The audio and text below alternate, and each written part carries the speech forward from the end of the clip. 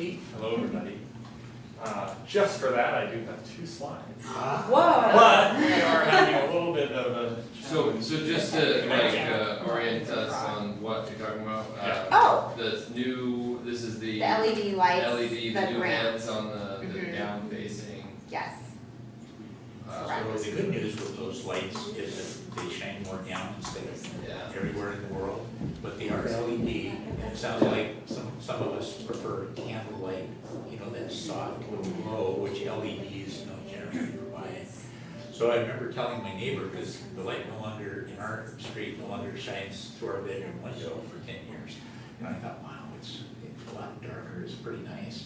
But if you live under that light, you know, It is. it's a ray of sunlight. So it's a little bit brighter.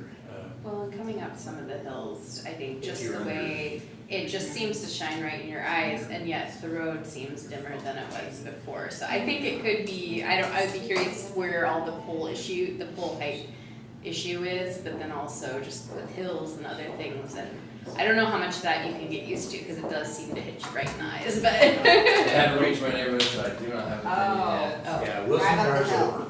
So Well, we need it because we have, like, there's literally some houses that are like 5 feet away from me. Yeah. The light that shines literally right in my window. right there. It's been going, they've been going in phases, because I heard complaints about it, I think it was a couple of years ago. So, I mean, didn't they start? That would have been part of the grant, that probably would have been part of some other upgrades, because that grant, we didn't even put it until the beginning of this. Do you remember the lighting I grant? thought it was the end of last, it's been a while. Maybe end of last year, but I it hasn't remember been we 2 years. had extensive conversations about Yeah. these lighting and different. Well, Director Shefsky has lights. We do. So aside from specific complaints, we have logged areas of calls. There may be more anecdotal complaints out there, but what we have reported is specific to the little red dots. And a little bit of history too, right? This is the LED conversion that TIB, Transportation Improvement Board, participates in funding. And it is converting all of the high pressure sodium lights to LED. They did a study early on, which I wasn't here for, but there's a 3,000 to 6,500 lumen range, which is what we see. The bigger the number, the brighter the light. There's white lights, there's cool white, there's all kinds of different colors. So the one that they did choose for us was a lower emittance light, believe it or not. I think it was in the 4,000 range. And they were very quick whenever I got questions called. Sean's been handling all the calls and complaints. We do try to get PSC to fix when they can. There are several issues to go over, but just briefly, it's a different light. It is brighter. It is more focused. It does allow less spillage. That said, that is relative, right? And not only relative to what we're used to, but relative to the size of each structure, of each physical light. We have pedestrian-oriented lights, which are 15 feet to 20 feet-ish. 20 to 25 is roads, and then you get, above 25, 30 feet. It doesn't matter how far up that is. If it's that high up in your neighborhood, it's gonna spill over because it's I went through your neighborhood, and those lights are more arterial standard. So whenever the development went in, it was just whatever light that they put in is what they put in. So they're not changing the physical height of the, the actual luminaire. They're changing the arm in the light bulb. So they can adjust the light level if it is pole mounted to like an existing wood pole, or they can change it. Your specific neighborhood is concrete poles where the mast arm is connected to the top, and there's no changing that. And those things are super tall. When I went through there, I was like, no wonder. Like, it looks great when you're driving through because you can see everywhere, and it's probably a nice diversion for activities of the wrong type of activities at night. Because you can see quite well, but it is high. So they can try to shield some, but at that height, it's going to be very difficult. So the number it's under 15 as far as calls and email complaints that we've logged, and they are specific to certain areas. So that's the lights in general. I'm not sure if that helps at all. It is in a sense free to us. The other part of this that was kind of left lingering, from what I understand, is maybe it wasn't fully explained on what it is. So will we or won't we get cost savings? How will we see that? So they did help answer that. They actually are further ahead than 70%. They went in phases of town in 5 different areas. They're implementing that as we sign a contract, and it is a pass-through rate. They bill us, we get redirectly reimbursed for TID, and then we change hands. But we will see a reduction in our costs. So the numbers on the screen, we have spent up $38,000 year to date out of $106,000 annual budget, and we're halfway through the year, so that's pretty good. There may be 1 month lag in there, so it could be off the skosh, but those are not, for the most part, adjusted yet for the new LED costs, so we will get a rollback, because they will deploy that once we've accepted the system. So once we go through, and they've missed lights here and there, you may notice like all these LEDs and like one LHPS. They miss them too, and then we'll audit that and make sure they all get caught. But the other part of the conversion is the HPS is phasing out. So even if we wanted to keep something different than what we have LED based, we will most likely be forced to go LED based, even if we owned our system, which we don't. That's what I was gonna ask, and like, couldn't we leave neighborhoods with really high poles? Yeah. at the- They can, these are like a dimmer. They are dimmable, so I think what we'll have to do is kind of collect our complaints, take some of our chips that we have, because I'm not sure we're gonna get everything fixed, right? But if we can find the worst ones when we're all said and done, I think that's something we would certainly do. And especially where there are in a standard opinion, the wrong type of application for certain settings, those would probably see a higher priority. But if yours are 30 feet, I'd be surprised. I would not be surprised if they're 35 foot. They're Really tall. super tall. I was, you don't notice when they're not on at the daytime, but when they're on at night, you can notice, so yeah. That's replacing, so on the kind of, can't think of the word, but they're, Globe. the globe, yeah, the artistic looking, lamps Mhm. that are like 15 feet high downtown, they're changing the head too, right? Yes. Wow, how far along is that? Is that, I haven't noticed it. They're in each zone, they're completed in a zone, so you can notice them. If you wanna see one of those styles, there's some on Third and like Park. There's some actually in Arborwood, I know they've completed ours. And they're a lot, in my opinion, better. They used to spill over onto the house.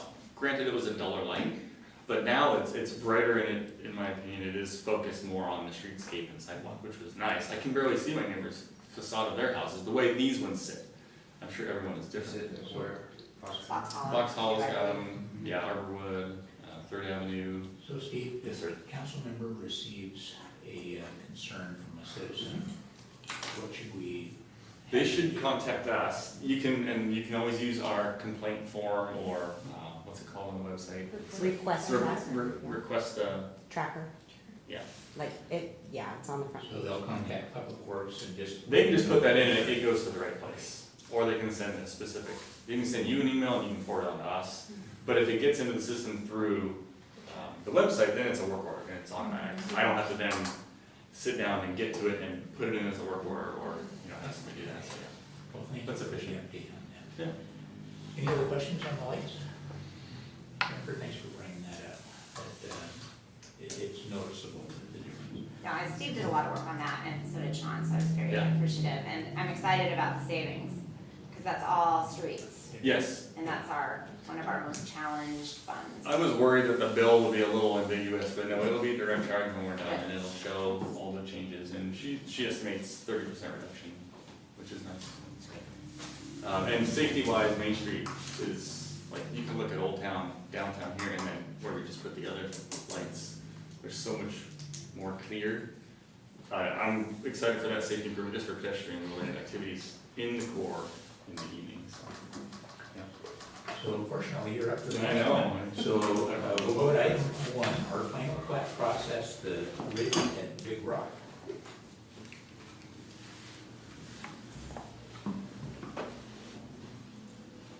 This mouse will carry. If it doesn't, I'll go. Just let me know. Okay, I don't know. Try to go to the template so you can just show how it works, but there's quite a few topics tonight. So, a few things, I think I'm under this final plot development item as well as Q2 budget update. And then we already hit the LED under So for those who may be new, I don't know, has anybody done a final plat here? Besides Diane?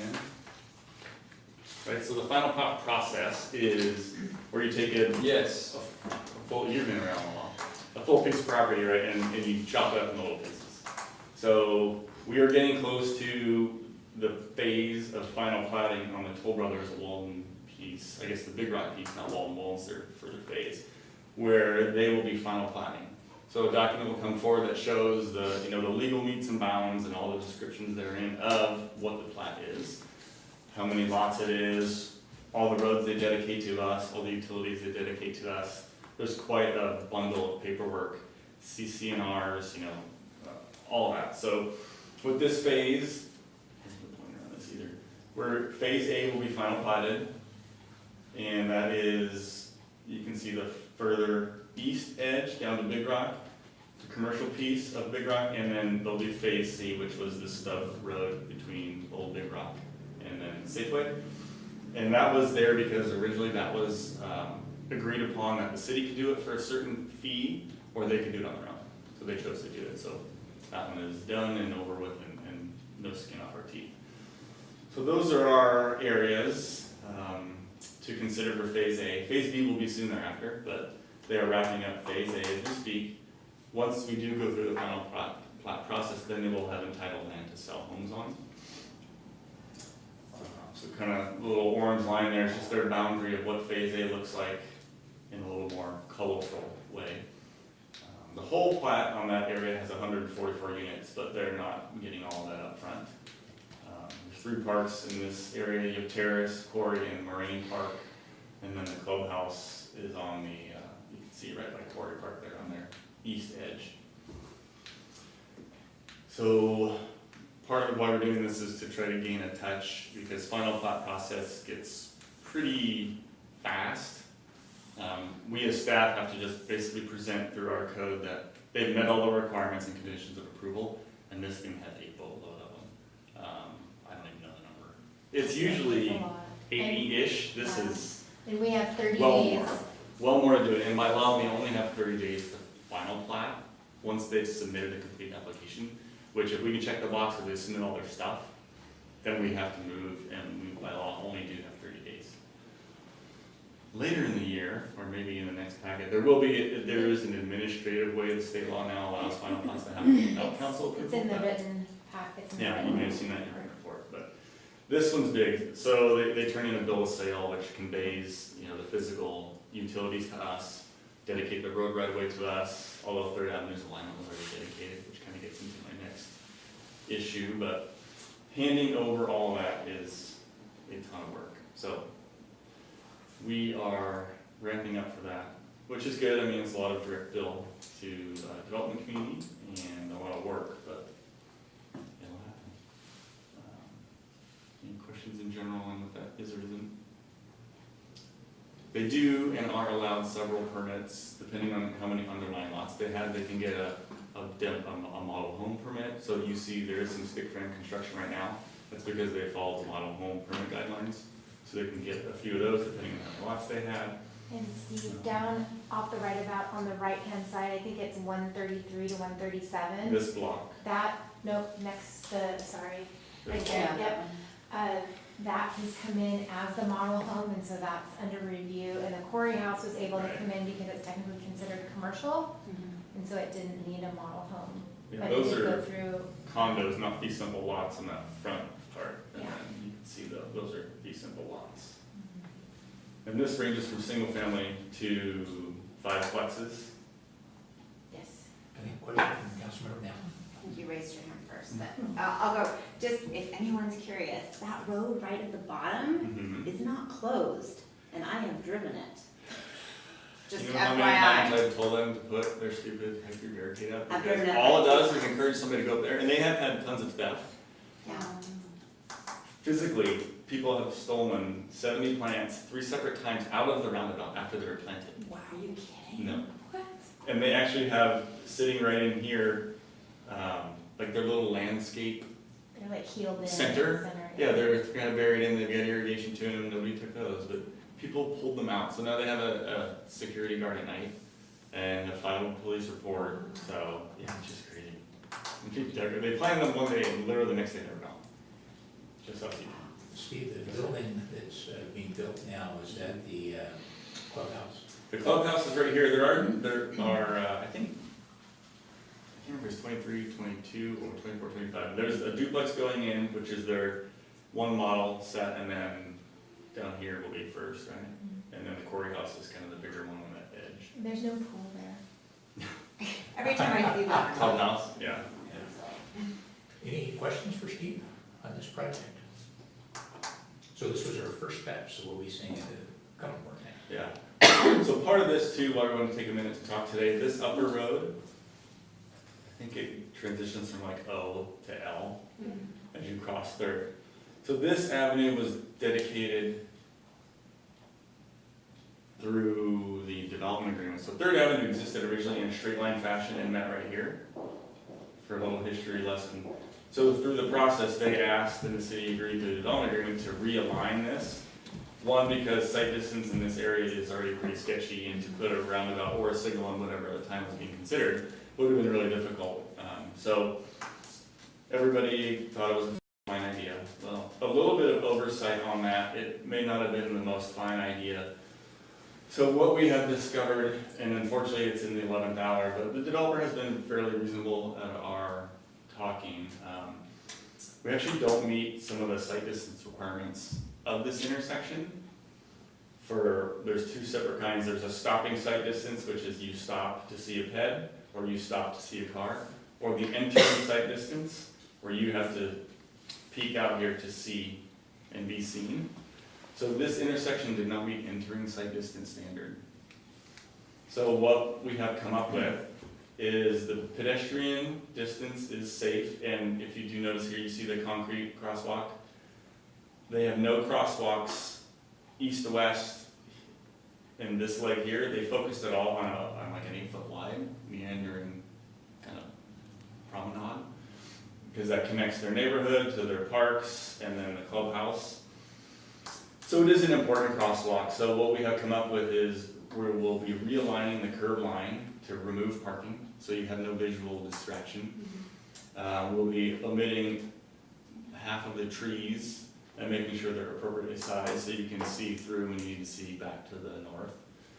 We are installing rapid flashing beacons at the intersection with advanced warning up towards this Street O intersection. And then they will, and this is what we kind of came up with too, they wouldn't guarantee, and I couldn't sign off on as a city engineer, is, well, we'll just let all those lots in this area not have anything growing in them or a fence. I'm like, well, that lasts for so long until it doesn't. And then the minute it doesn't, it's a liability, and I'm not gonna inherit that liability on this behalf. So the real issue is this road will be one way from this intersection in. Get a better picture here. So regular flow in all directions except for this one leg. They're fairly narrow streets anyway. There's parking adjacent all along.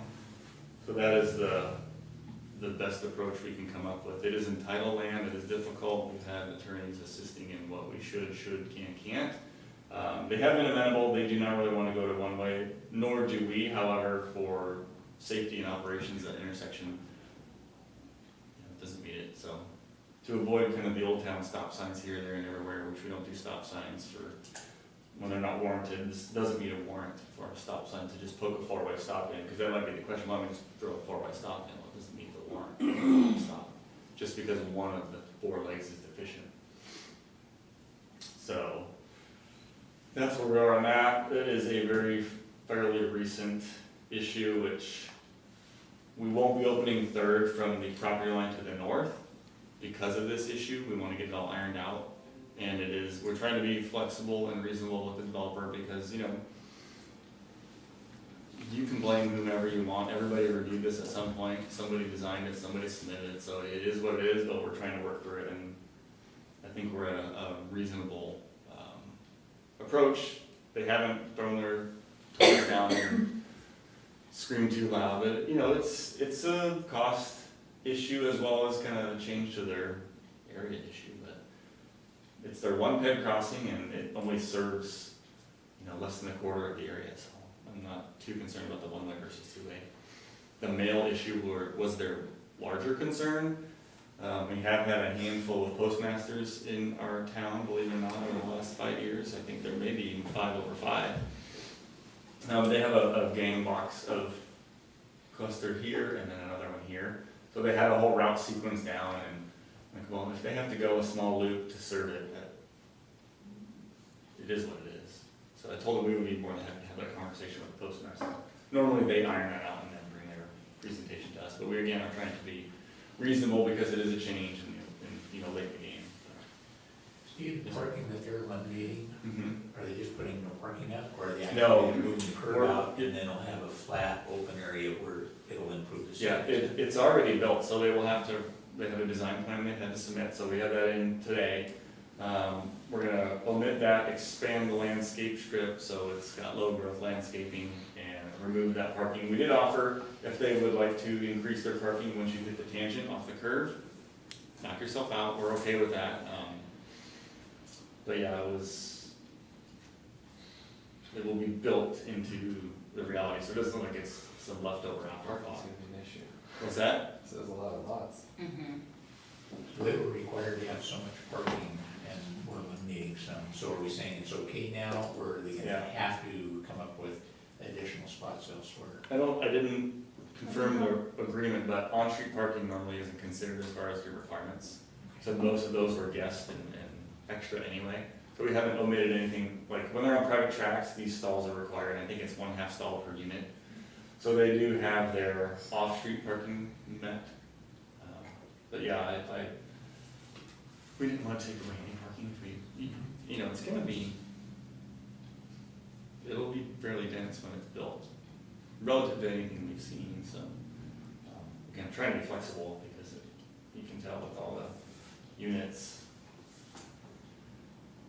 parking will be a premium. But there's a lot of on-street parking, and they have all their parking garages, again, size, whether they use them or not, or fill them with stuff, nobody can tell.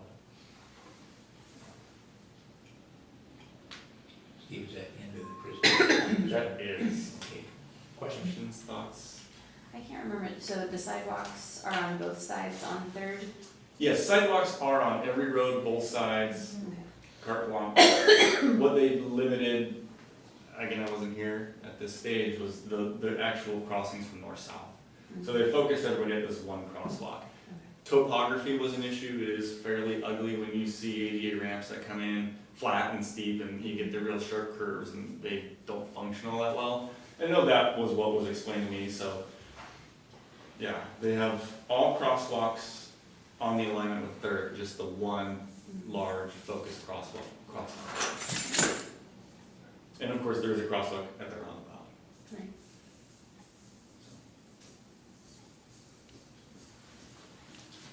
We can move on to the item Q2 budget amendment. Can I just, Yeah. So this is a budget amendment request for the 99, which is non-departmental. It will be a new bars number. So last year, we purchased an interactive touchscreen, and that's in our conference room. It's not 100% functional because we need some additional items to make it easier, which would be a mouse, microphone, and keyboard, and a small computer. This will allow us full use of the screen for webinars, training, Skype, etc. We were thinking that, we even have interviews for people that are out of the region or out of the state. You can put everybody that's in the interview panel and Skype out, but I think it's important that we can be able to go into that conference room and pull up anything on a drive or a project so that we can go in there, we can write on it, but right now it's not fully functional, so it's only being used at a minimum level. So we talked to the IT department and asked them to make recommendation on how to make it fully function, and so they gave us a cost estimate from April when our budget amendments were due. Are there any questions? So there's not a computer we have currently or a laptop that can be used as the in Not between right now, of it? no, we're pretty short right now, and not to complain, but my computer is going, it's giving up the ghost. I have like one of the oldest surfaces in the city, in fact, probably the last one next to Jody, and something's going on with it. And so what's happened is, because we're not using surfaces anymore, they're all going out, because they just haven't functioned the way that IT thought that they should long-term. And so there's a replacement this year, and so we don't have anything in the skeletons to use right now. Otherwise, we would have done that and or redeployed a system. It seemed like when I was looking at the budget, there were places where computers were being budgeted for within departments, and there was budget inside the computer or the IT section, and so I'm wondering, since there was kind of an accidental doubling of some of those possibly, no. There's No, so this is really, so I'll try not to be irritated by this. So, IT covers our replacement. But if during that replacement, we need, they don't necessarily do replace anything but the computer. So like last year, for example, I had two different screens, and one started, bouncing lines across it. And so I had to do a budget request for a screen, and that's where those go, is in the department. So anything that's outside of the normal replacement, a department has to budget for. So for example, Or new employee. When we had to purchase our systems for ActiveOff, those had to come out of department budgets. Those, and then what'll happen though is, because those are new, then they'll end up on a list within the IT budget for replacement. But anytime you have something new, or that you're requesting something new, whether it's a new employee or it's a screen because something happened, it's in the department budget. And it's been really hard on staff, honestly, to have to accommodate that. We really felt strongly that it should all have been in the IT budget, but it's not, and that's not how it's worked for quite a few years. Do you normally utilize the entire IT budget for computers? No. I guess I just always think of things as being an offset, like if we need this, maybe if we have excess. I don't know. There's none. It's just, We were told by IT that we had to make a request. Yeah. Questions? This is pretty standard practice in terms of like if you needed a new vehicle, it would have to come from the fund that it's going to. But it is interesting because, we have an IT, so we have to keep track of okay, we have IT costs over here as a budget, right? And then we have IT costs that are individual to departments. So anytime we ask for anything new, that first time goes into our department budget. Then once it's purchased, it becomes an asset that then ends up on a list for replacement. And whenever we have a new employee, as Steve said, we also have to budget. Yeah, the fund, and it's not that the fund doesn't budget the replacement, we just don't notice it because it's part of those little inter-fund transfers that they mathematically calculate annually. And finance just says, oh, here's all the stuff you're gonna transfer in. Here's a bigger list of why you're transferring those numbers, but that's kind of how it works.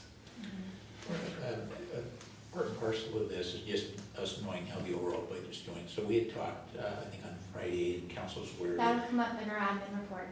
Okay. Okay.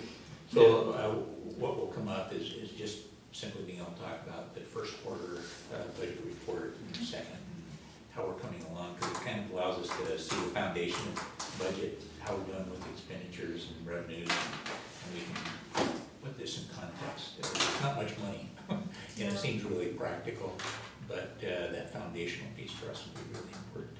But I'm glad that you did say what you said though, because we definitely understand that this is a first touch. It's like a conversation starter for our budget amendments, and we know that we have to come back and provide, the Q1 report essentially. And I also want to come back and talk about the end of 2018, like where we landed, even though there was a report done. I'm not quite sure that that really landed at council, because that was about when our former finance director was leaving. I'd like to work closely, because I think the COW's a good place for that, and I'd take an entire meeting to be able to look at budget items and just, answer questions. I think that'd be really helpful for us, and I know timing, we've got a lot of changes going on in finance, so it's a challenging time anyway. But I'm confident we'll get there, so let's work closely to figure out how that'll land. And maybe just to finish up on that note, like, it was, we all have departments and things happening, and we don't want those to fall through the cracks. Whether we need a budget amendment now or just head on to do it later is relevant. We just want to do our job moving forward. We know finance then has to compile all this and get it together, which we know is going to be a huge hurdle. So, I mean, yeah, we're not trying to rush this either, and we have other council packet items coming where, like, the next packet is huge, and it's just like, there's a lot of stuff going on, so try to fit some stuff in that we can sit and have conversations about. So, if we're done with that one, we'll move on to the public works related ones. But we're intending to put one in, might have actually some budget savings, so I think maybe to your point, Councilmember Napoli, like, we had some GIS stuff we thought we needed to buy for active law, actually the price we had budgeted was less, so we're gonna put a screen in our conference room. I use it in my office a ton, and then even today at a team meeting, you know, we're looking at where's this water valve, and we have now everything, you know, Larissa and Sarah have our GIS system up, as-built are online, so we can really do a lot of collaboration. Yeah. It's really convenient, and even talking to IT, you know, oh, you really don't need a big machine for that room. Like, well, we're actually gonna pull up GIS and have a lot of opportunity to do that kind of stuff, so. We have an opportunity to reuse a machine, because mine's new, but we're deploying a new machine, so we'll get that figured out a little more simply, but yeah. The TV wasn't much, the network's already there for us, and it's, each building's a little different. That's me now. So, streets, I tried to make notes, tried to make this clear, there's a lot of stuff here. But the streets fund, so one-on-one, I have asked, and again, these are asks, administration supports, but since I've been here, this first line is where I would normally be able to buy a new street light. So if I wanted to add a street light at an intersection that gets a lot of complaints, I would normally have some flexibility in this fund. Well, we had $2,000 for repairs and maintenance, so that, you know, doesn't go far. So I had hoped to maybe add that up to get $8,000 to add some streetlights in, especially while they're doing LED conversions in the area. And the books from 18 to 19, the end fund balance and the street fund actually advanced by about 30,000, so there was resource available. What I can't promise is, and I've asked, so if we can get the TIB grant, possibly to purchase some of these lights. So the cost may be nothing to us, but there's no guarantee. So I put it in here to try to get some more safety. We have had a lot of improvement requests made, especially on crosswalks. It's a little harder to stomach now that it's summer and it's light till 9, but you know, when it's fall and it's dark, we have a handful of places that certainly could use a light. But so that's what that is there for. Public utility, again, I think everybody did their best in the process that they could last year, but there is $0 budgeted in public utility, which is where we would normally buy water, where we have now landscape islands everywhere. So there was no budget for that. And everybody's aware, we've been watering the streetscape. So I have already incurred $2,000 worth of irrigation costs. Now, could we, you know, absorb it into the system? Likely, but there are not a lot of funds available. The ending fund balance is available technically by rule, but I don't want to assume anything. You know, we just want to kind of share where we're at, and that one was not budgeted, and we have expenditures that should be built to that account line. Steve, can I ask a question? Is that going to be enough for the biennium? Absolutely not. That'll be enough for maybe this year, because we are trying to dial that in, and it is weather dependent, so we can back it down, we back it down. If it's too hot, then we can't back it down, so we have to add more. So that could be one we just keep an eye on and get to the end of the year, because unfortunately the planner and the permit we have provided for Main Street will not let us let that landscape go dead. So we're kind of in a pickle on that.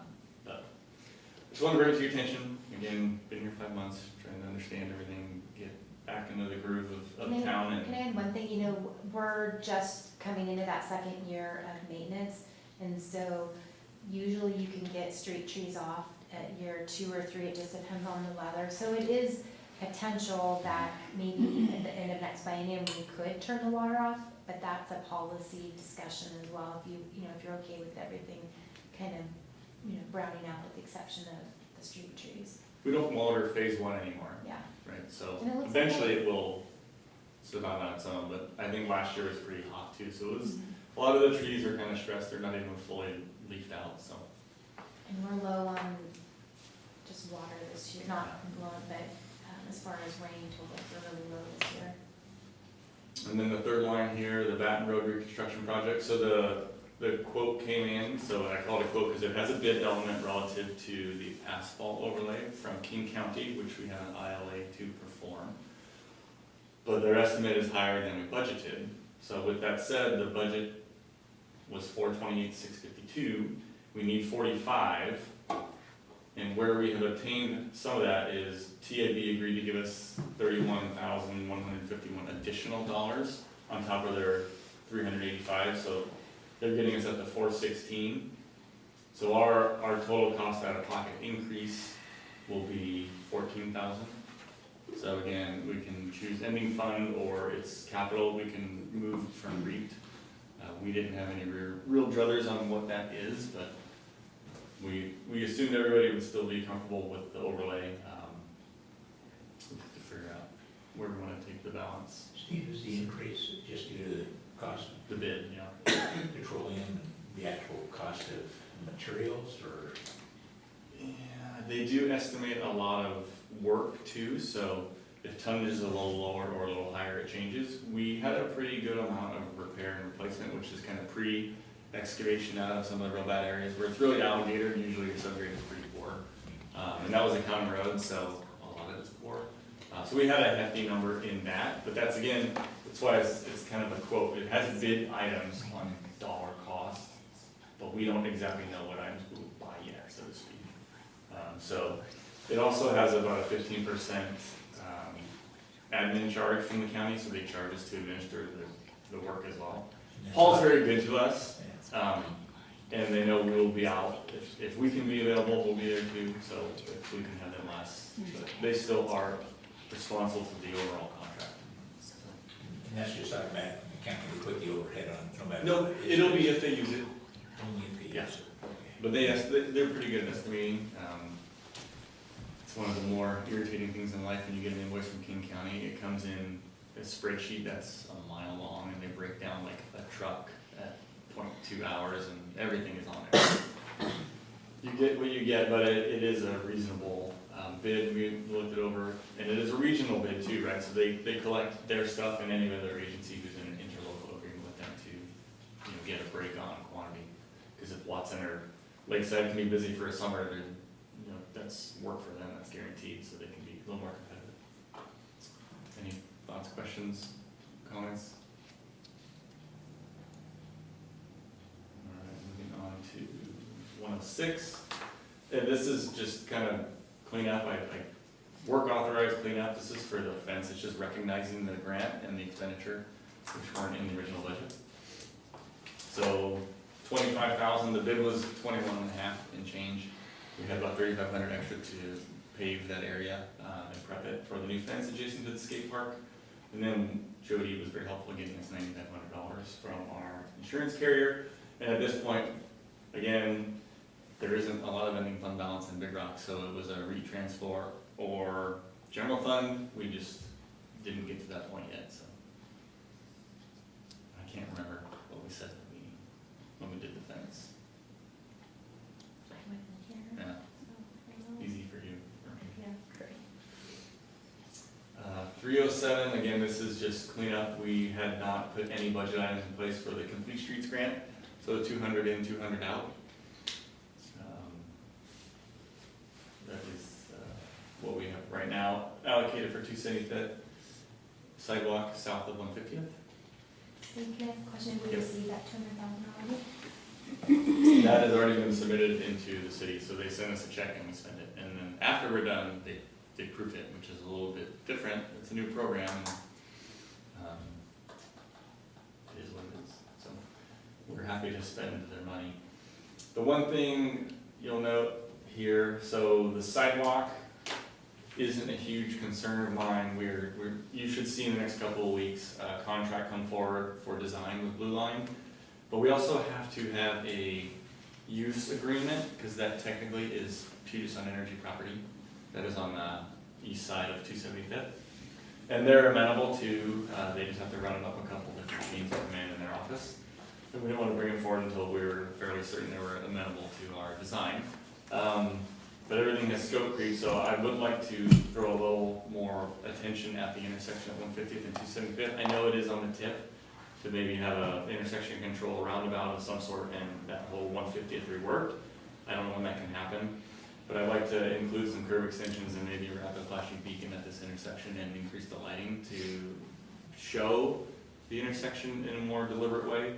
I have asked the crew to change some of the signage in that area too, to be a little more bright, but that's kind of our current thought. I had hoped for some support. Admin, of course, supports the improvements to the intersection because it is heavily used. We do get a lot of calls, questions, comments, anecdotally and in writing, so that's where we're at. I have no idea the numbers yet, but we'll get Blue Line on board and try to trudge through. Questions or thoughts? Yes, ma'am. Is there a chance that this bid will come in higher than the 200 like it did with the overlay? It's always a chance. And are we on, I mean, we're on the hook, we accept the grant, we have to complete the project even if it comes in over budget. Yeah. That is correct. We built anything, have we built, are we going to build anything in there that's gonna give us some flexibility? Because I don't know if we have the money to build sidewalks in excess of grant money. I mean, especially sidewalk across the street from the sidewalk. So, with that said, a couple questions there. So I guess, again, a relative term, we don't have the money, we do have the money, we need to choose what to do with the money, right? So in general. We might have it there, but. Right, and again, I know we have many plans and so many priorities all over the place. Lord knows where we are, but, REIT 1 has 1.4 million, REIT 2 has 1.2 million. We have not reallocated the funds for Main Street, so there's still $1 million in Main Street 306, which has to get reallocated back to where it came from. So that was the history on that. All the eligible funds dumped all their money into a capital project fund, and then we spent out of it.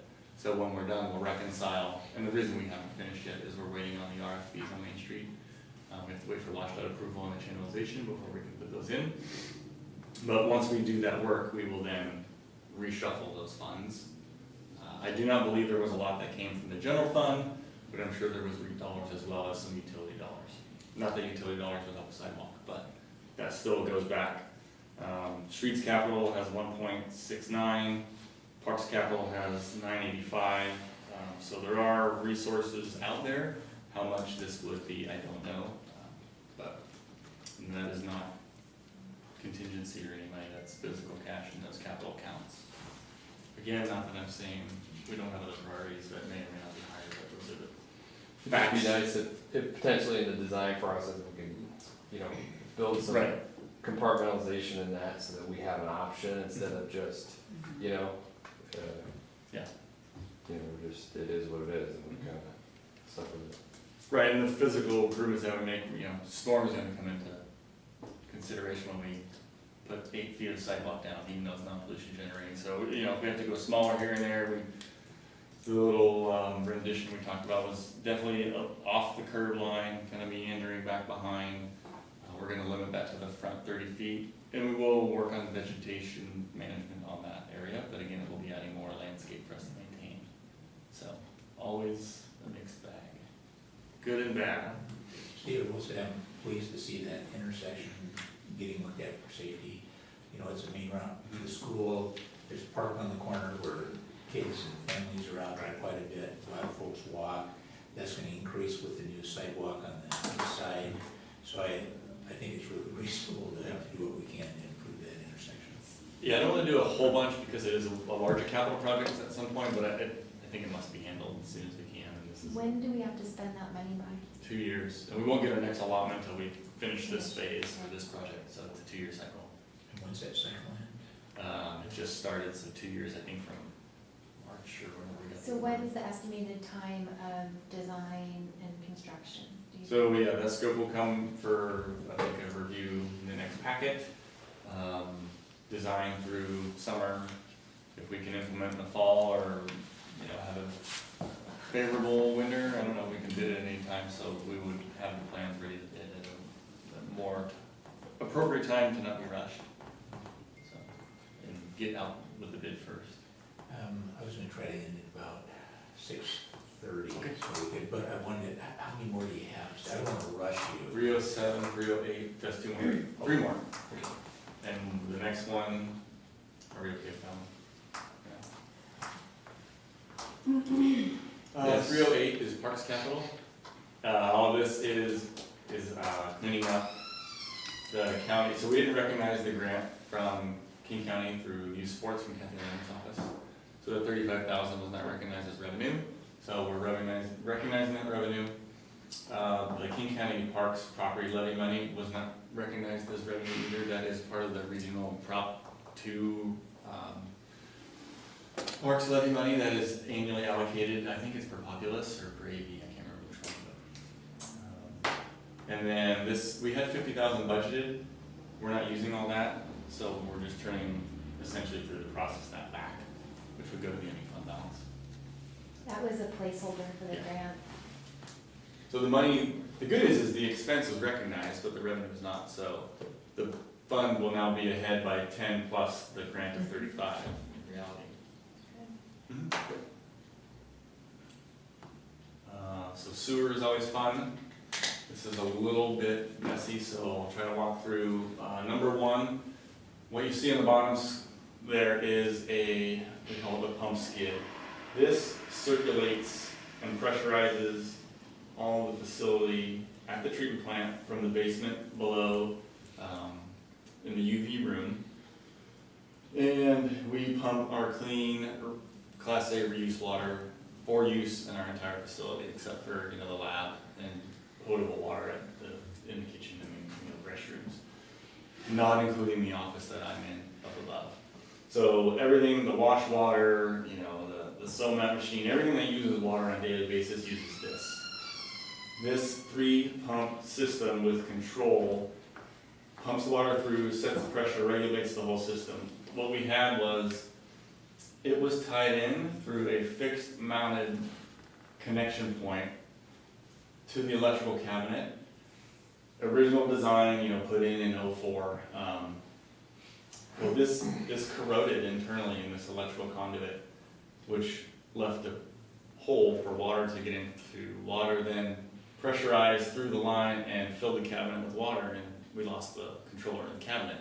So for 2 weeks we had no water on site, and we had to use purchase water. So it is stitched back together to the tune of, I think I just paid the invoice, it was $18,000 to get it up and running. Over the since 2012, we've invested $36,000 in replacement parts on this thing. So we are recommending we need to replace this system with a different control style, different electrics. None of this stuff is really a good application for what we need. So it is about $90,000. What we have in the budget is $120,000, but that includes some work we wanted to do for I&I, inflow and infiltration, especially in Old Town. What we will get out of this is continue to do I&I and add this, or be told to eat it and maybe we'll come back next year. We can do that too. And I still can at least start I&I where we can video inspect Old Town to kind of see where we're gonna go. That's good and bad. We still will look, but I'm fairly confident we will be slip lining all of Old Town anyway. The pipes are 50 years old. They leak. We know it's a fact. We've got root intrusion. I'd rather spend some of that money instead of on videoing everything, just fixing more. But we can certainly take a secondary approach to this by doing a little video work to really line it out and then get this done. But I do believe this has to be done. And I know you folks like alternatives. So the alternative to this is not using our reuse water and setting a new tap where we purchase city water to run our system. We're estimating about 4,000 at least cubic feet a month, which would cost us $700 a month. We would need a new tap. The new tap itself, Melanie was gone by the afternoon where I finally had my numbers done. A 3-inch meter is a minimum $130,000 just for the connection charge. we would need a 4-inch meter. So they're fairly ratcheted. I think the number was about $250,000 just for the application to get water through our facilities charge for city purchase. So the return on our investment is immediate. It still will be another pump system that will need replacement, but we will be running it more like we do our system outside for distribution, pressure reducing valves that are more non-electric controlled. And I can't even tell you what we do use, because this does not have a meter set up on it. I would love to tell you, yeah, we use 3,000 gallons a month or 4,000. We don't know, but every automated device on premise runs on wash water, and it's running 24/7, 365. So we will use a lot of water. So that's that. Does that first item make sense? Questions? Second item, we have an operating line, office and operating supplies of 116. One thing we are also trying to do at the plant is, last year streamlining, trying to become a little more, I wouldn't say creative, but prepared where resilient is a great word. We don't have a lot of stock on hand, and it's hard to keep stock on hand when pumps cost $15,000. But not a lot of our system can go down that we don't have to repair immediately or get something in place immediately. So why this is on here now, the backup we had that was rebuilt before, so one burnt out years ago, they had it rebuilt and then kept it on the shelf as a backup. It is now deployed and in service, and the next one right next to that mixer is now dead. So that's getting fixed because we're running one of the anox basins and one is shut down. So we're trying to get another one in place to have on hand, because the plant is 15 years old, the equipment does age, the pumps are at the end of their service life, especially in a caustic environment. So some other sad news too, one of the local Seattle agencies companies who rebuilds these for us is closing its doors. So we're either gonna have to go to like Tacoma or Bellingham. And the one guy right now doesn't recommend Tacoma just for service. Nobody does our business, and it's becoming more evident every day. So that's what that's for. I don't know if we could eat that, through the budget process on an annual basis. We may be able to, and I'm more than willing to try, but I just wanted to bring it forward because I don't really like having things not around as we age, and we're finding more issues all the time. And then 402 is just the math on the sewer project that's under construction right now. The other one, through the amendment process, I wouldn't say it's much of an amendment, honestly.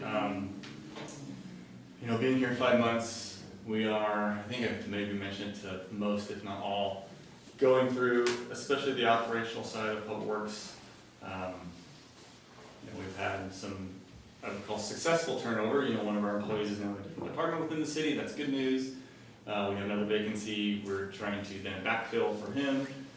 We received notice 2 weeks ago that we're losing another maintenance worker at the end of July.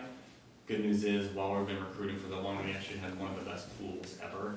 That probably took some of Laura's information. But this whole process and what we're doing, you folks have seen stuff, I've seen stuff, everybody is where they are. The guys are, they're operating in firefighter mode, and that is not a good place to practice. We fix what we can the day we need to fix it, and we don't get to really program how and what we do. Which, I know you folks see mowers and weed eaters and stuff, but there's a lot of stuff below ground we do not get to on a programmatic basis that we need to be getting to. And I can remind you certainly that storm is, a federally mandated permit, as well as drinking water, in my opinion, has much higher priority than parks and other things, because they have so many, significant side effects that are severe, drinking water especially. So what I've been looking at and meeting with the crew on is kind of Kaizen approach, like look at what we do, put it on the board, come up with how we do it better, understand what we're not doing well, why we're not doing it well, and how we're going to do it all better. A lot of the strategy, in my opinion, has come to, we do not, and it's not that we don't specialize because a lot of the guys have a lot of certifications, but we don't get to focus consistently with staff on tasks or types of work because they go do anything in any given time in any given day in different groups. So, Joe needs, in my opinion, we need some structure, we need a little more support, and he needs better tools to do his job. So kind of what I'm proposing is reorganizing the group. We have the supervisor, maintenance twos, and maintenance ones. We have crew lead in our repertoire. It's part of our city. We have the job description, the pay scales, everything's set. And trying to stabilize and build teams. I want to do a street storm group, a water sewer group, and then a parks and facilities group. Parks and facilities would not have a lead at this time. We have a maintenance two and then Joe, so we can kind of straddle that, where we would have leads for the other groups. And they're not only kind of organizing the work and responsible for the work plan, but they're also part of the procurement, whether it's a contractor or materials for their work that they need to get done, and really establishing, the level of ownership that we need, and kind of my list of things here on why is, stabilizing our workflow. Again, they're all over the place, always good and well intended, but again, where I came from, this was a huge issue too, operating firefighting. You have to expect daily and weekly you're gonna have some of your schedule, the apple cart tips over all the time, but we should be able to set aside half of our staff to go do what they need to do on a programmatic basis, and when we're not really at that yet. So, organizing and managing our service providers, we do use service providers, and as you can tell, I won't call it a lack of management, but it's hard to track, and we need more focus, and I'd like to get us there. Productive work plan, and I'd like to roll this in 2-year groups. I don't want anybody to be pigeonholed, and I want them to all get variety, but if we can get a 2-year approach, like they can set up the program and they can begin its implementation in the following year. So that I thought was valuable to each of their own career development, not only, getting the work done and understanding how to do it from start to finish. I think it's consistent operations. We can inspect a building 6 different guys and get 6 different reports, so consistency matters. And again, there's ownership of that. Getting them involved, empowering them to do the best job they can and know that they got my support and everybody else's support. And then succession planning, giving opportunity to, kind of work up instead of down is powerful as well. So part of the deal here, and again, the hourly rate, if it is implemented now, and it's just, my numbers are all for a whole year, it would be a 47-cent an hour bump for 2 staff who are topped out now to the next lead position, and then it's a difference of $9,800 for 2 steps for 2 next year. But with the turnover we have and the vacancies we have and the promotion we have had internally, we're already expected through the budget process for a $17,000 savings just in that staff. And that does not include whatever level we are at now with our vacancies, which is maintenance 1, step 3 and 4. If we hire at 1 and 2 or even 3 and 4, we're even money. And none of these monies include COLA, so they would all be relative to themselves. So kind of that's that in a nutshell. So Steve, if we get crew leads, what's the overall cost? I know you've got numbers up here. Right now, we're still ahead $7,000 for our budget, So for the 2-year budget. So we're actually talking about being able to do it and not spending any additional money out Correct. of the existing budget. Yeah, but yes, if you didn't do anything, you would realize $7,000 savings in salaries alone, right? So. Is this assuming we would still hire a parks worker, or is this assuming we would just skip the parks worker? No, that money isn't touched, so that would That's still be assumed totally in. separate. Yep, totally separate. So how are we saving? Yeah, so I didn't Yeah. get real complicated with math, but the person we have transitioned from maintenance to building, the promotion from a maintenance 1 to a maintenance 2 to cover that, their wage gap was $4 an hour, right? So that's an $8,000 annual savings. Just because the person who left was budgeted for a 2-year period, right? And he was a level 2 at a higher step. Top than step, the person now correct. who's coming in. Is a level 2, but a Okay, lower I step. understand, okay. And then, yeah, the other one is the same thing for next year. How much bigger is the salary range on the lead compared to, because this would replace a 2 Right. with a I'm just wondering, Nope, you're. right now, it might not be a big deal, but now we have lots of growth that Right. wasn't there. So right now, the top step maintenance 2, without any of the, we've got those kickers for longevity and stuff. So without that in there, that would be straight math, right, because that's a percentage. Right now, the top step is 35.22 an hour for maintenance 2. The top step for crew lead is 37.37. Okay, So it is, they would be maxed out and we'd be done. It isn't necessarily, in my opinion, obviously they will appreciate wage, but again, getting them to do some of the stuff that Joe does, so Joe can do more of the stuff that needs to get done, and filtering down the work, we will be in a pretty good structure too, because we'll have some new ones that I think will probably transition to 2s. If they accept the job, they're seasoned, they're commercial driver's license guys, so we're pretty fortunate. That's, in my opinion, maybe Cody, who's here now, maybe the only commercial truck driver we've ever had come to us with his license. Everybody else has obtained it on premise over time, but yeah. Other questions? What's the salary survey or when's that scheduled to happen? Great question. 'Cause I mean, that could really, So I can tell you, you folks did adjust maintenance last year, right? Year before. And in my opinion, it looks very competitive after looking at everything else out there. I'm not concerned. Everybody wants to get paid what they're worth, but our step is relevant. We had just completed one where I came from, and our numbers were peer to peer, even with the larger entities. So it's fair. yeah, I mean, I like the idea, because if you go back to 1 slide or 2 slides to the table, I mean, my concern is with, just the burden on the utilities. And if it's, I think with the separate groups, you get more focus and more certainty that you're not, subsidizing And parks and streets. it's unfortunate through too. utilities. Yeah, the growing grass outweighs the non-growing grass. So, right, our turf maintenance at the park at Big Rock is super critical. And it gets attention, but not the attention it should. So there are these things that we will see, longer grass here and there, a little difference of how that works, but I think the way we're strategizing now, even with our summer helpers, we've got an awesome pool of summer helpers this year. They're really kicking butt, and we should be able to rebalance them a little too, because they're really heavy on the vegetation maintenance, especially for storm. But if that can be, it is funded next year the same as it is this year, which is great. We can probably, my hope is to have the Parks group at 1.7 plus 2. That's about 2 for Big Rock and Parks in general, right? So that can probably hit a home run. It may not be a big win, but it will probably get us a win.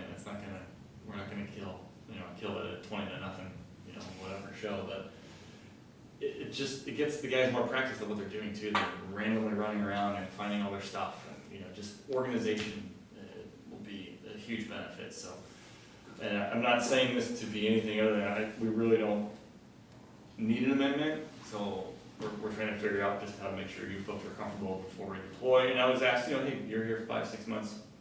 Your first 5-6 months, take a look. What are you getting at? Hopefully, I'm through admin. I know their support achieving that. We're really getting into figuring out what we're doing, how can we do it all better, and the guys know that we don't get to the right stuff all the time, and we can do a better job getting more consistent work done. Steve, can you bring up one item? It's not for this evening, but I'd like us to come back and talk about that, but we had budgeted for half-time building inspector and Half-time poll works utility. inspector. And we're not quite there for the building inspector portion, but from the conversations you had, is that right now we're pretty heavy in utility inspections. Yeah, and the superintendent, right, he doubles as the superintendent for technically Joe's boss over maintenance, and also handles all the new implementation of our utilities, whether it's the development or like the sewer job, that we're doing ourselves. So he has a heavy load with development, and Larissa subsidizes his time and she can help. We have a great group approach. Nobody turns anybody's work down, but with some folks being hourly allocated, we don't do much overtime unless it is direct billed to a developer. Mike was out 6 hours over the last Thursday, Friday, Saturday on an OT, but, you know, I allow it because it's direct billed, and it's direct billed at OT rate, it's not just direct billed at his billing rate, so. Steve, thank you for the presentation. I also just want to recognize that, you know, you got here just after the first of the year, and we did ask you to take a look and make recommendations. And I can't think of anything more valuable than having you come in as a director and just saying, what can we do to be more efficient with our time? What can we do to bring in succession planning? It's something I think we've lacked for a while. And I think that it'll provide stronger focus for workers, and they know exactly who they report to. Yeah. You know, and so that improves communication. And I realize that some of this, you know, is within your purview to make changes with the mayor, but we do appreciate getting to see it and understand what these changes are, and I think it helps us to be better legislators as well. Yeah. So thank you. Yeah, thank you. I think I'm done. Well, if there's no other business before us, what I would like to ask is that we go ahead on the standing council committees and just move that to another cow, if that's okay with council. And that'll give us a little more time to think about it as well. We do have our ad hoc committee, so they're still here operating. But I think this is going to be a real important topic, so I don't want to lessen it by saying we're not going to work on it tonight, and then I'll reschedule it for a future meeting. No other, Can I ask a question? Because we Yes. actually have this discussion also at the council meeting as well. Today? I think, don't we, because of the, Next meeting. okay. are we good? I'm anxious. All Committee right. work is important and we don't have a finance department, so I'll just stand over here and. I could talk about it for 10 minutes. No, maybe that's too tight. Are you okay with it if we? Can I propose that, I think we do have to do something, at least about the finance committee.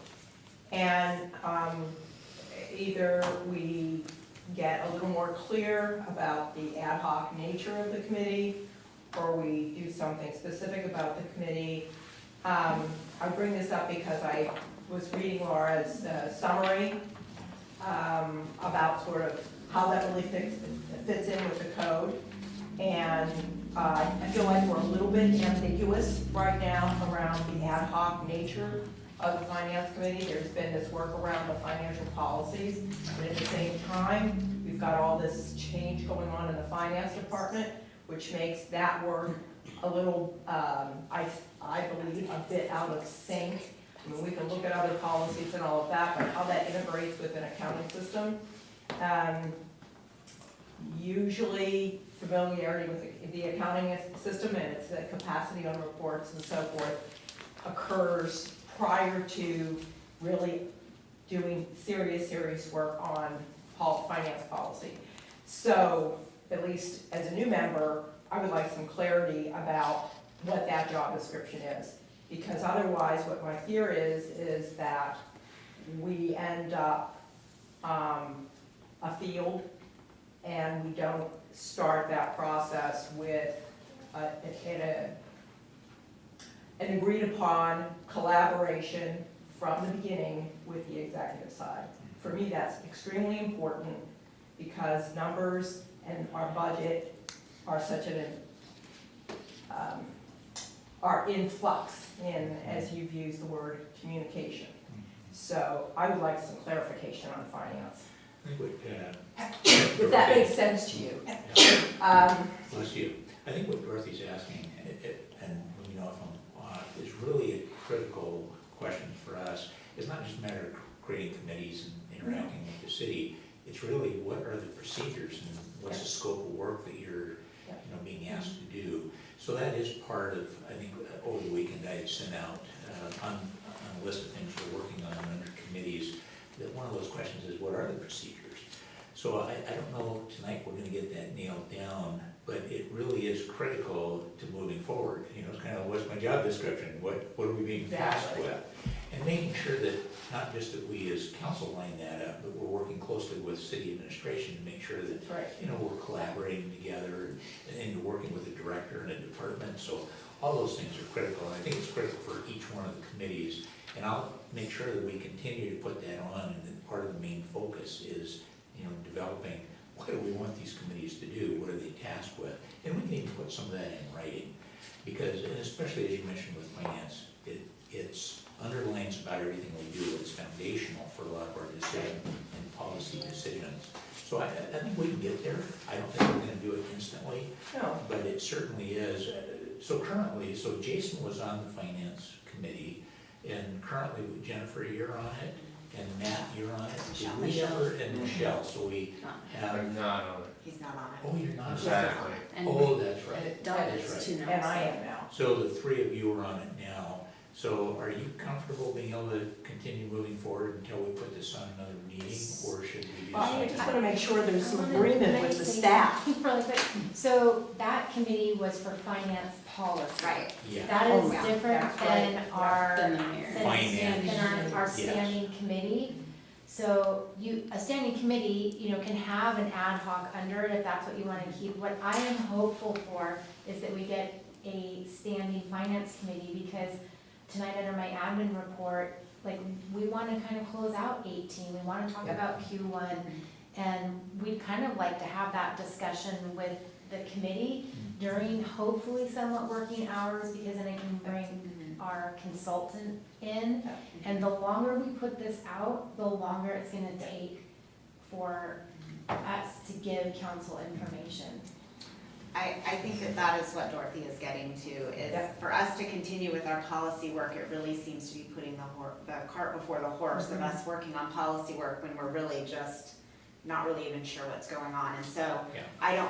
I think instituting a finance committee sooner rather than later is critical, and I don't know if our little policy group could be an ad hoc, or not really a standing committee, but we could temporarily get some more information and expand our scope until we get the full standing committees ready. Is that Yeah, and I kind of think just we can to even, get something going? you know, not that we have, I'm jumping in, I should let you speak. If we're gonna, what I don't wanna have happen is I don't wanna have us asking questions and not have that work, not be, I want that work to be agreed upon common ground between the legislative side and the executive side as not, I like the word collaboration, because we have to work together to start sorting some of these things out. That doesn't mean we're in, you know, the details of, you know, every single thing. I'm not an auditor, that's not my job. But there are some things, I'm concerned that if we just kind of float along here and start asking questions, we could end up in disagreement about what we were jointly working on. And I don't think that's going to help us in this show. Michelle, go I ahead. so the three of us are willing to be on the finance standing committee. But unless there's someone else that really has a strong desire to do that, and I don't know, I guess part of me is wanting to know, how are we gonna decide who's gonna be on each standing committee? Are we gonna maybe give you all the names and then you can read through them? Well, I think it's really a and- council decision, and I do So- think we have to look at balance. So the three of us are willing to, unless there's someone else that's interested, and maybe the group needs to send you emails and say, these are the committees I'm interested in being on. Well, let me start, there's some procedural things we have to go through to make it more formal. But let me begin working on that, and I'll start communicating. I'm gonna work with the city as well to make sure I understand the formal process. We have talked about moving it out of city code and into our rules to give us more flexibility. Personally, whoever the mayor pro tem is, I think ought to be on a finance administration committee, because you're working so closely with administration on a regular basis. Wouldn't have to be. Personally, I think that decision is council's, not mayor pro tem, not mayor's, it's council's decision, it's council's committee. So your input on these, and, you know, number one, I'd say, let it be a committee you want to be a part of. Not something you feel like, now I'm not really interested in this, but, yeah, I'll do it. So just say what it is you're interested in, but I'll start that process. I'll do some communication with council members by email, and then we'll see how quickly we can get back and really make this a priority. I do think that most of us are comfortable with the committee working on the finance and things, but I realize it's a bigger scope than what we originally planned. So let me start working on that immediately, and then we'll see how far we can move it here. Can I ask Okay. a follow-up question? Yes. So we're not gonna have a group tonight, which is fine, but are you gonna try and do, cause this does not require like input from staff, input from the mayor.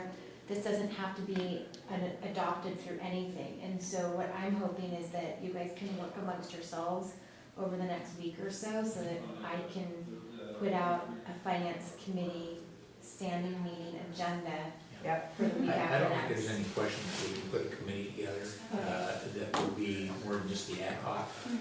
It really is important we understand the timeline, and let me work on that, and council can choose the members, and Okay, we can get started. I appreciate that. A couple of the cities that I've looked at that have standing committees, they actually have, on their website, they actually have the meetings published, and they're scheduled, they're regular, they're like every other Tuesday morning, or every, you know. Yeah, So I don't they'll know have if that's- agendas, and Yeah. they'll have, Summary reports. summary reports. So they are formal, they're Yes. open to the public, Yeah. and so I'd like to be able to get one Start scheduled working the on week it. after next. Because we're, like, I feel like I'm in this cycle too of like, I can't come to council without having, being able to have a conversation with this group and start to walk through what these numbers look like, and talking about, is it plain talk, or is it, is it gibberish? Because it is hard sometimes to understand that, and we've just got a lot of items that are backed up in finance right now. Well, thanks for bringing this up, huge topic, Dorothy. I Just to realize- save one email, I just wanna say I support, right now, who's interested in being on that, I'm fine with that, so if that just helps you skip that stuff. Yeah, I think, I do. I think we should just, Yeah. schedule it. I think- And it could be, it just, like I said, it's temporary through the end of the year, and then we'll do a more formal retry and shuffle if we need to, but just because we're trying to work on the financial policy, and it's very difficult feeling in isolation So from before we understanding leave, what's going on. The three of you would like to stay on the committee, I mean, there's no one that's looking at getting off. the committee. I'm fine with it, I mean, I'd be willing Yeah. to, if you wanted to step in, if that's something you were thinking, so that's something we can talk about, I've enjoyed working with this group, so it does, Okay, well, we'll work through it. Thank With you. that, our committee will be adjourned.